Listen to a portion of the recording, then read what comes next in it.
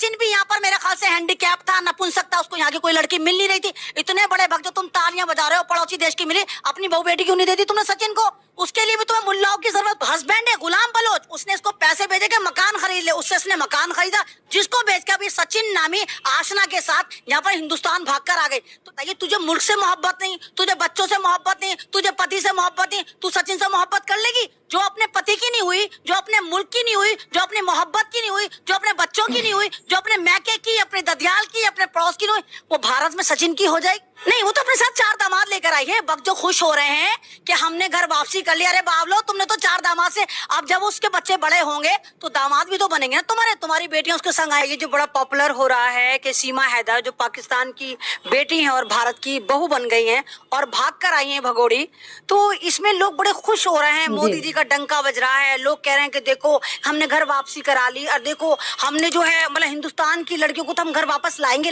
हम पाकिस्तान की लड़कियों को भी वापस लेकर आएंगे।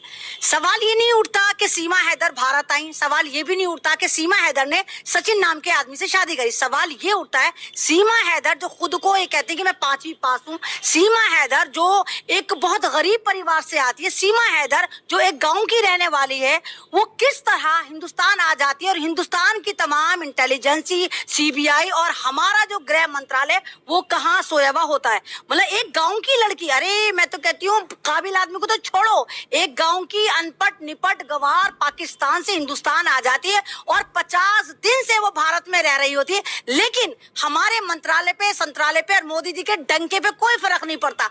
वो जब एक्सपोज होती है तो यहाँ पर सवाल तो ये उठना चाहिए था, ये आई कैसी? उसके बाद उल्टा सवाल, उल्टा खुशियां मनाई जा रही हैं कि देखो पाकिस्तान की सीमा हैदर को हमने ना घर वापसी करा दी। तो यहाँ तो मुझे नहीं नहीं नहीं नहीं, अरे आप जय श्री राम, आप नहीं, वो तो आतंकवादी, तो भगवा आतंकवादी, तो खुश होंगे। सवाल तो ये भी उठता है कि यहाँ तक कहा जा रहा है कि सीमा हैदर के पास 3 पासपोर्ट हैं। सीमा हैदर जो नील बटा सन्नाटा है, एजुकेशन उसके कुछ पास नहीं है, वो कैसे पाकिस्तान से अपना मकान बेच के बाया दुबई, बाया इधर नेपाल होती हुई भारत आई? यानी कोई ना कोई तो उसके पीछे था।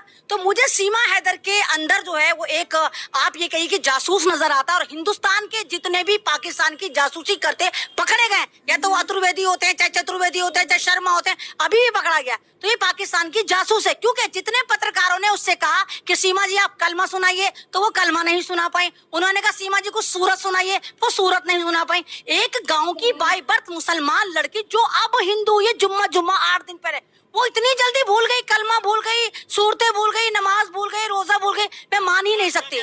जो सीमा है वो हिंदू है, पाकिस्तानी हिंदू है। देखिए वो पाकिस्तानी हिंदू है जो हिंदुस्तान लाकर दिखाया गया कि देखो पाकिस्तान में हिंदू लड़कियां तो परेशान नहीं हैं, पाकिस्तान की मुसलमान बेटियां भी परेशान हैं, जिनको हिंदुस्तान के सचिन, जो अपना को सचिन तेंदुलकर बन के पारी पे पारी खेल रहे हैं, वो लेकर आए। तो ये सब ड्रामा है, यहाँ पर मुझे ड्रामेबाजी नजर आती है। और जिस तरह लोग डंका डंका करे कि डंका बज गया, इसमें मोदी जी ने क्या करा? यहाँ तो मोदी जी की साख खराब हुई, यहाँ तो हमारी पूरी दुनिया में लंका लग गई कि देखो भारत जो ये कहता है हम एक।